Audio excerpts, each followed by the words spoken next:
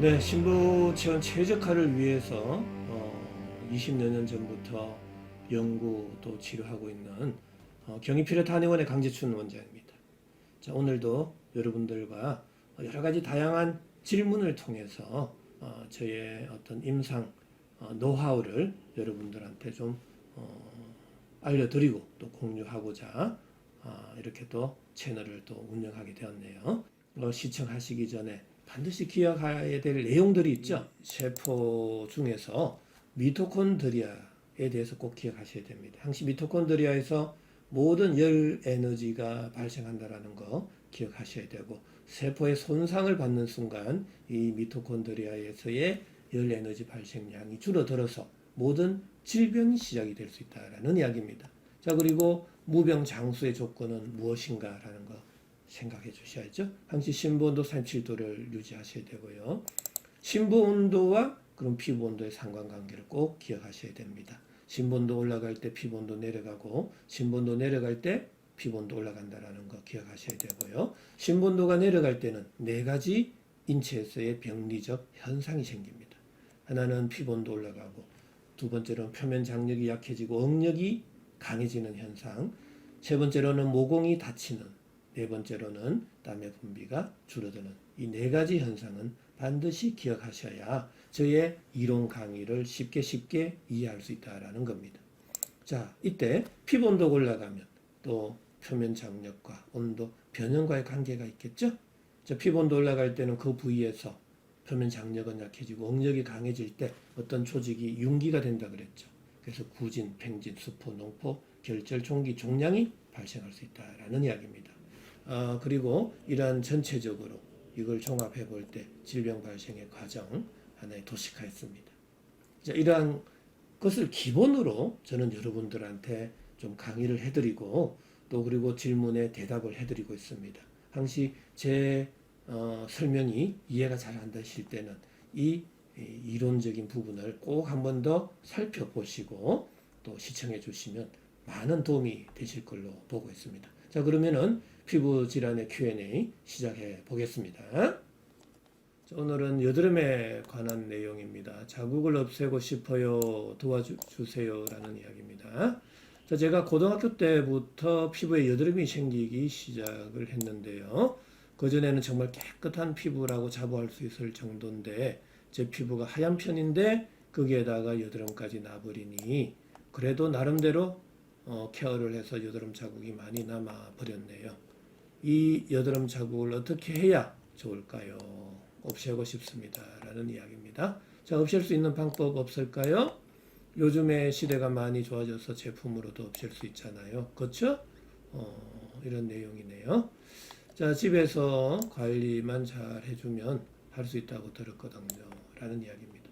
자, 여기서 질문의 핵심 포인트.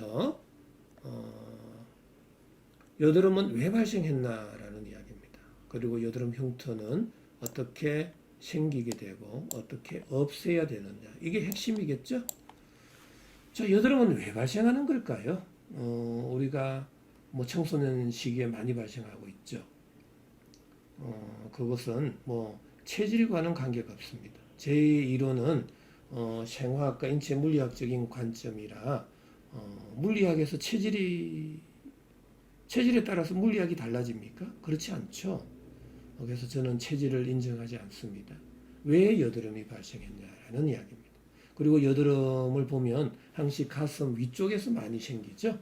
턱이라든지 얼굴이라든지 이런 쪽에서 많이 생깁니다. 여드름이 허벅지에서 생기는 거 봤습니까? 여드름 흉터가 허벅지에 생깁니까? 여드름에 얼굴에 많이 생기잖아요. 그 왜 그러냐고요. 왜? 제가 또 피레토 세라피적인 관점, 세포열 에너지학적 관점에서 또 설명을 드리겠습니다. 자, 여드름도 세포의 손상이죠. 그 세포의 손상은 여러 가지 원인이 있단 말이죠. 그런데 특히 청소년기에 많이 생길 수 있는 것은 자기들은 열이 많다고 생각하는 거예요. 그러면은 애들, 학생들 보세요. 막 뭐 가공 음식 먹고 찬 거 드시고 뭐 덥다고 선풍기 에어컨 틀고 팬티만 입고 잠을 자고 그렇게 하잖아요. 자, 그런 경우 신부는 어떻게 됩니까? 더더욱 내려가죠. 그 모공은요, 더더욱 다치게 되죠. 저 모공 다친 이후에 또 밥을 먹고 활동을 하고 여름 발생하고 그 여름 또 어디로 가죠? 그러면 구멍, 관절, 마찰이 많은 쪽으로 전도, 대류, 복사, 정발 네 가지 형태로 열이 쏠려서 방출이 되잖아요. 그게 어느 쪽으로 쏠려서 방출될까요? 뭐 무릎, 허벅지로 쏠릴까요? 아닙니다. 구멍이 많은 눈, 코, 귀, 입이 많은 얼굴로 쏠리죠. 그럼 얼굴 상체로 이렇게 쏠리다 보면 가슴, 목, 턱, 뺨, 이마 이런 쪽으로 열이 많이 쏠리잖아요. 그럼 그쪽으로 피부 온도 많이 올라가겠죠. 그럼 피부 온도 올라가면 표면 장력은 약해지고 응력은 강해지는 거죠. 그럼 응력이 강해질 때 뭔가 압력과 밀도가 낮은 공간으로 밀어내는 힘이 생기게 되고 그때 구진, 뾰루지 같은 게 나고 또 농포도 생길 수 있잖아요. 그럼 구진성 여드름, 농포성 여드름이라 그러죠. 특히 여성분들은 생리 전후에도 많이 생기죠. 그러면은 여드름 병명을 붙일 때 생리 전후 여드름 이렇게 할 수도 있잖아요. 뭐 병명 붙이는 거는 별 의미가 없어요. 제일 중요한 것은 염증이죠. 염증. 왜 구진이나 농포가 생겼냐라는 이야기죠. 무슨 뭐 여드름이 중요합니까? 병명이 중요하지 않아요. 왜 뾰루지가 생기고 왜 구진이 되고 그 구진 농포들은 왜 융기가 되고 왜 함몰이 됐냔 말이죠. 함몰이 안 되고 왜 융기가 되느냐라는 이야기죠. 자, 그런데 융기가 되니까 압출을 하거나 막 눌러서 짜게 된단 말이죠. 자, 눌러서 짜는 순간 거기에 또 함몰이 되잖아요. 그게 바로 여드름 흉터라는 겁니다. 그럼 여드름 흉터는 그쪽 부위의 조직에 손상을 받아서 조직이 함몰이 되고 떨어져 나간 거잖아요. 그럼 그걸 어떻게 치료해야 됩니까? 레이저로 깎아야 됩니까? 레이저로 깎으면은 더 피부에 자극이 갈 텐데요. 그래서 제 입장에서는 뭐 여드름 피부 관리라고 해서 자꾸 피부에 자극을 주는 순간 피부 온도는 더 올라가게 되고 응력은 더 강해지고 그쪽으로 열 쏠림은 더 심해지고 완전 악순환이라는 겁니다. 그래서 저 같은 경우는 농포가 생겼을 때는 일시적으로 가볍게 짜줘서 농을 없애야 되겠지만 어떤 형태로든 이 낮아져 있는 몸속 온도를 높여서 모공을 열어서 열 에너지를 얼굴 쪽으로 쏠렸던 열 에너지를 전신으로 골고루 분산시켜야 된다라는 이야기예요. 그때 얼굴 주변의 피부 온도가 내려가서 모공이 피부 온도가 내려가게 되면 표면 장력은 강해지고 응력은 약해지잖아요. 그때 구진과 농포가 사라지는 거죠. 저 그리고 끊임없이 조직은 심부 영역에서부터 피부 영역으로 계속 끊임없이 그 재생 탈락되고 있잖아요.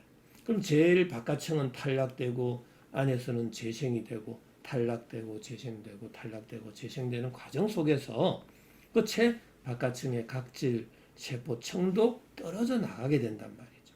그럼 속에서 정상적인 피부가 재생이 될 때 여드름의 흉터는 사라질 수 있다는 거예요. 그걸 일시적으로 빨리 없애려고 하면 그만큼 또 부작용이 생길 수 있다는 이야기죠. 시간을 두고 천천히 피부가 재생될 때까지 기다려 주셔야 되는데 만약에 또 그 기다리는 동안 심부 온도가 내려가고 모공은 다치고 피부 온도가 올라가 버리면 또 응력이 강해져서 또 구진과 농포가 생긴단 말이죠. 자, 그렇게 되면은 여드름 흉터는 잘 없어지지 않죠. 계속 오래 가게 되는 거예요.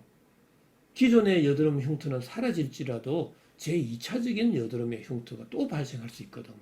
그러면은 좀처럼 여드름 흉터는 사라지지 않습니다. 몇 년이 갈 수도 있는 거예요. 하지만 제 이론을 유심히 좀 살펴보세요.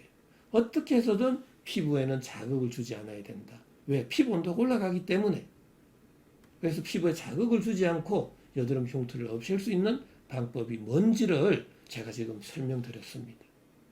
반드시 열 에너지를 골고루 분산 방출시켜서 얼굴 쪽으로의 열 쏠림을 없애줄 때 정상적인 피부가 끊임없이 재생할 때 여드름 흉터는 사라질 수 있다는 이야기죠.